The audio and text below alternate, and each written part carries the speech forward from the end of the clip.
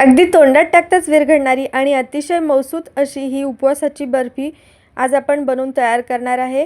अगदी घरामध्ये उपलब्ध असलेल्या साहित्यामध्येच आज आपण ही उपवासाची खुसखुशीत आणि शरीराला ऊर्जा देणारी पौष्टिक अशी ही बर्फी झटपट कशी बनवायची ते या व्हिडिओमध्ये बघणार आहे। चला तर मग अधिक वेळ न घालवता रेसिपीला सुरुवात करूया।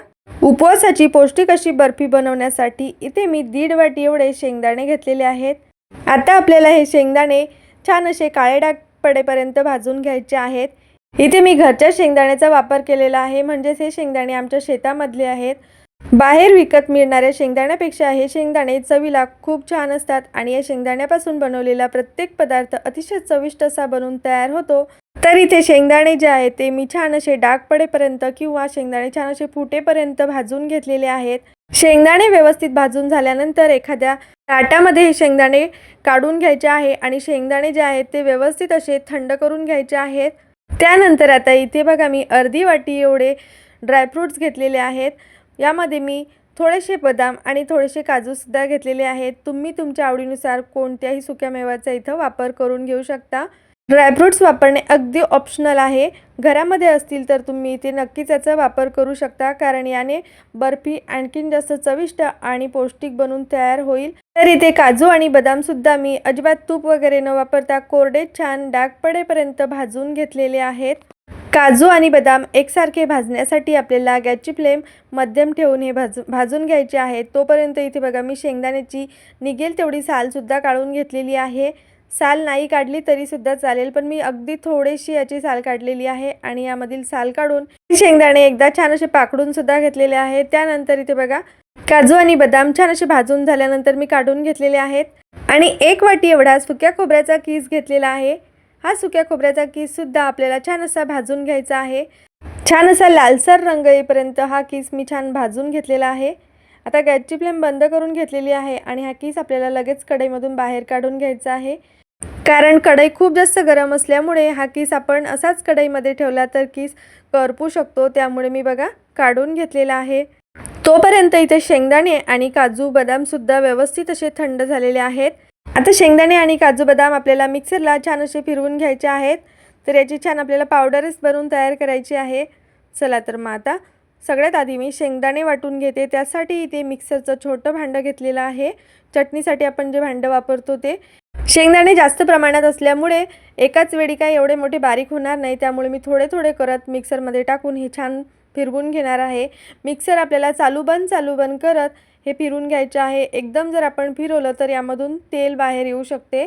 तर इथे तुम्ही बघू शकता शेंगदाण्याची छान व्यवस्थित बारीक अशी पावडर बनवून तयार करून घेतलेली आहे मी।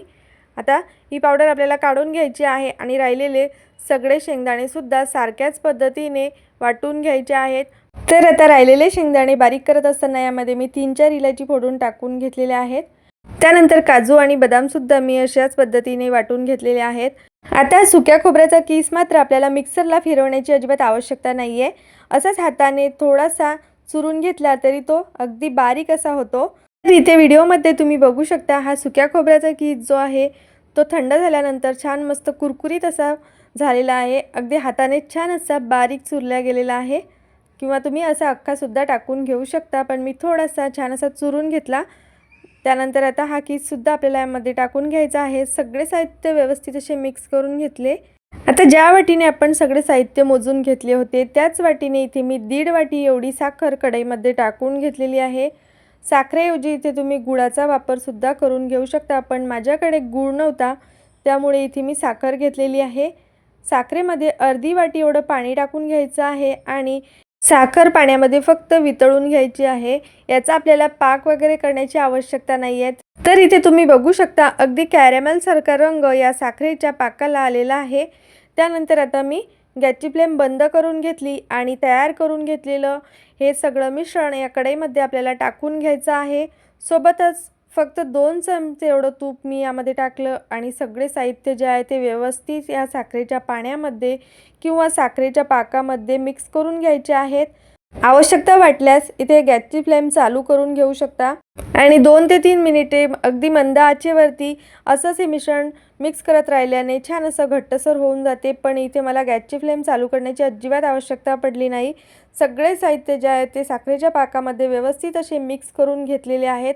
जसं मिक्स करत आहे तसं तुम्ही बघू शकता हे मिश्रण छान असं घट्टसर बनून तयार झालेलं आहे. त्यानंतर ज्या ताटामध्ये तुम्हाला वड्या थापायच्या आहेत त्या ताटाला थोडंसं तूप लावून घ्यायचं आहे किंवा चौकोनी आकाराचा ट्रे जर तुमच्याकडे असेल तर त्यामध्ये सुद्धा काढून घेऊ शकता हे मिश्रण. तर तुम्ही बघू शकता अगदी 2-3 मिनिटाने हे वडीचं मिश्रण छान असं घट्टसर बनून तयार झालेलं आहे. आता हे मिश्रण आपल्याला तूप लावून घेतलेल्या ताटामध्ये काढून घ्यायचं आहे आणि पटापट चमच्याने किंवा एखाद्या स्पॅच्युल्याने हे मिश्रण जे आहे ते एकसारखं छान असं पसरून घ्यायचं आहे आणि पटापट आपल्याला हे मिश्रण प्लेन करून घ्यायचं आहे. तर ही प्रोसेस जी आहे ती अगदी पटापट करायची आहे, नाहीतर हे मिश्रण लगेचच घट्ट व्हायला सुरुवात होते. तर तुम्ही बघू शकता मी अगदी पटापट असं हे चौकोनी आकारामध्ये चमच्याच्या साहाय्याने सेट करून घेतलेलं आहे. तर बघा छान असं सेट झालेलं आहे. आता आपल्याला याच्या आवडीनुसार वड्या कापून घ्यायच्या आहेत. अगदीच खूप जास्त गरम असताना वड्या कापायच्या नाही आहेत. तर इथे बघा हे मिश्रण थोडंसं कोमट झालेलं आहे. तर मी आताच याच्या वड्या पाडून घेणार आहे. तर तुम्ही बघू शकता अगदी छान असं मी चमच्याने प्लेन करून घेतलेलं आहे. याला शक्य तेवढं प्लेन करायचं आहे. आता याच्या वड्या कापत असताना सुरुवातीला उभे कट करून घेतलेले आहेत. त्यानंतर आता आडव्या कापून घ्यायच्या आहेत. तुम्ही तुमच्या आवडीनुसार इथे डायमंड शेपमध्ये कापून घेऊ शकता. पण इथे बघा मी चौकोनी आकारामध्ये ह्या वड्या कापून घेतलेल्या आहे. अतिशय छान खुसखुशीत अशा ह्या वड्या बनवून तयार होतात. तर चला इथे बघा मी छान अशा चौकोनी आकारामध्ये ह्या वड्या कापून घेतलेल्या आहेत. मी तुम्हाला या वड्या काढून सुद्धा दाखवते की ह्या वड्या किती छान झालेल्या आहेत. आता या वड्या कापत असतानाच तुमच्या लक्षात आलं असेल की वड्या किती छान खुसखुशीत अशा बनलेल्या आहेत. उपवास नसला तरी सुद्धा ह्या वड्या तुम्ही बनवून ठेवू शकता. अगदी 15 दिवस आरामात टिकतात, अजिबात खराब होत नाही आणि अतिशय पौष्टिक सुद्धा आहेत. तसेच हाताशी उपलब्ध असलेल्या साहित्यामध्येच ह्या वड्या बनवून तयार होतात. आणि ह्या वड्या बनवत असताना तुम्ही बघितलंच आपण अगदी कमीत कमी तुपाचा वापर केलेला आहे. कधीतरी गोड खाण्याची इच्छा झाली तर बाहेरून काही मिठाई आणल्यापेक्षा घरातच झटपट अशा ह्या वड्या बनवून तयार करून घेऊ शकता. तर तुम्ही इथे बघू शकता वड्या किती छान मस्त अशा बनवून तयार झालेल्या आहेत. चला तर यामधली एक वडी मी तुम्हाला तोडून सुद्धा दाखवते. तर तुम्ही बघू शकता ही वडी किती छान मस्त अगदी खुसखुशीत बनवून तयार झालेली आहे. अगदी तोंडात टाकताच विरघळेल अशा पद्धतीची अतिशय मऊसूत अशी ही वडी बनवून तयार होते. ज्यांना जास्त प्रमाणामध्ये गोड खायला आवडते किंवा उपवास असल्यावर सुद्धा गोड खाण्याची इच्छा होते त्यांच्यासोबत तर तुम्ही हा व्हिडिओ शेअर करायलाच हवा. चला तर मग या आषाढी एकादशीला तुम्ही सुद्धा माझ्या या पद्धतीने बनवलेल्या या उपवासाच्या वड्या एकदा नक्की बनवून बघा. आणि तुम्हाला आजची माझी ही उपवासाच्या वडीची रेसिपी कशी वाटली हे मला कमेंट्स करून नक्की सांगा.